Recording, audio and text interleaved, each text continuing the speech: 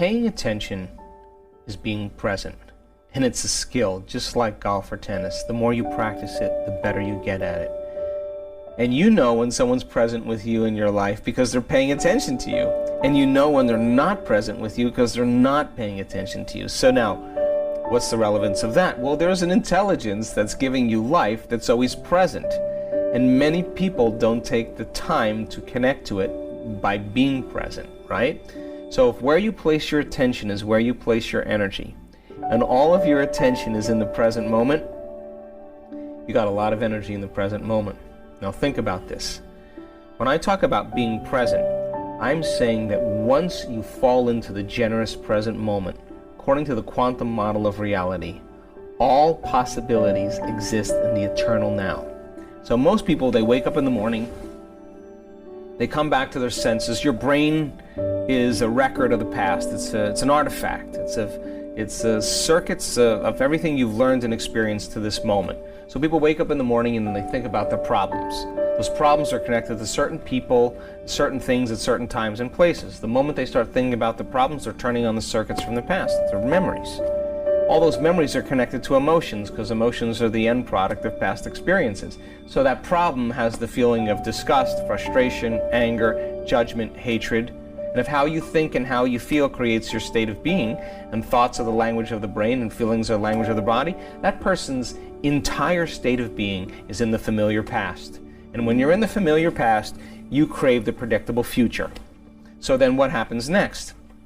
They come back to their senses, they sit up, they check their cell phone, they do their WhatsApp, they do their Twitter, they do their text, they do Facebook, they take a picture of their feet, they post it on Facebook, they tweet something, they check one email, they check another email, they check the news, and now their entire brain is connected to everything known in their life.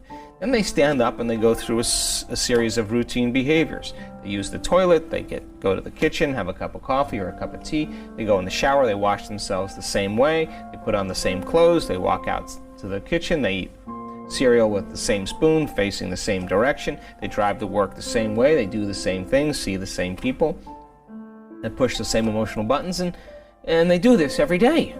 So now their body is programmed into a predictable future based on what they did in their past, and they lost their free will to a program. And so now, if you're not getting up in the morning being defined by a vision of the future, then you'll be predictable in your life. You're left with the old memories of your past. So then, as I said, the stronger the emotion that you have with some problem or person in your present reality, the more you're going to pay attention to that person or problem. And if where you place your attention is where you place your energy, all of your energy and your attention is going to all these different people and problems and places. And now, every one of those people and problems and places has a neurological network in your brain. Throw in a little chemicals of stress, and now as you shift your attention from one person to one problem, you're activating those circuits, and if you're measuring a brain that's doing that, it's very incoherent. When the brain's incoherent, you're incoherent. So then, when I talk about the generous present moment, the person is sitting there and the body's going, well, it's 8 o'clock in the morning. You normally get pissed off, you normally get frustrated when you're in traffic. And we're on a schedule here, and, well, you're not in traffic, you're sitting with your eyes closed.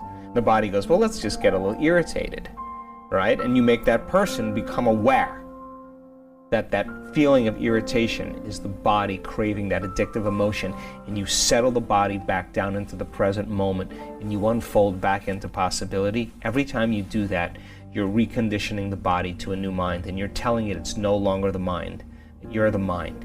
And now your will is getting greater than the program. And then the body says, well, it's 11 o'clock. This is normally when you check emails and judge everybody that sends you an email. And now you're sitting and the body's looking to judge. And then all of a sudden you get images in your brain of your ex or your coworker or whatever. And all of a sudden you realize that that emotion is connected to them. You settle the body back down into the present moment, and you lower the volume to that emotion. And when you do that, you take your attention off that person or thing, and now you're breaking your energetic bond with everyone and everything in your life. Now you're calling energy back to you. Now that is available energy to heal. That's available energy for you to design a new destiny. And when that energy comes back, it's chaotic energy. Well, a person's going through this disturbance internally, and yet they're working with their body, and there'll come a moment The body's the animal, just like training an animal. Sooner or later, it's going to surrender to the mind. And when it does, there's a liberation of energy. And now the person doesn't want to think about the predictable future or the familiar past, doesn't want to get up and open their eyes, doesn't want to go to the bathroom or eat anything. They're so happy in the present moment that they freed themselves from the chains of their own personal limitations. And the side effect of that is called joy. That joy is the absence of that habituation or that emotion.